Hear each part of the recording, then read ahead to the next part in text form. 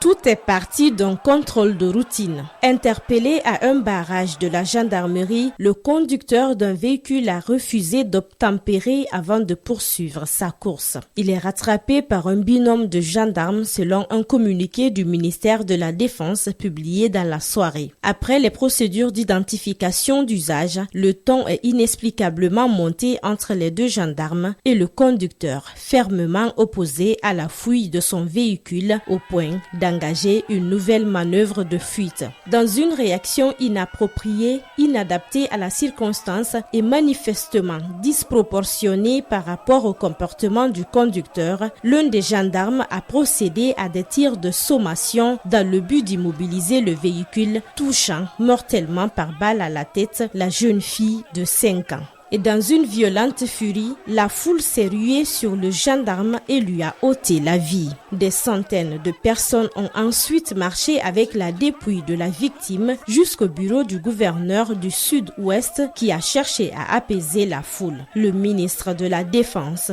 regrette profondément ce malheureux incident. Je veux vous assurer que les responsables ont été arrêtés. Vous m'entendez? Parce que cet enfant aurait pu être votre fille. Ma fille, une innocente, elle était en route pour l'école.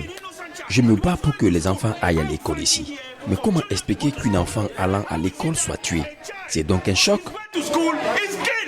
L'enquête permettra de préciser les contours et les responsabilités de cet incident doublement mortel. Des images non authentifiées de la fillette tuée, du gendarme et de la foule en colère abondent sur les réseaux sociaux.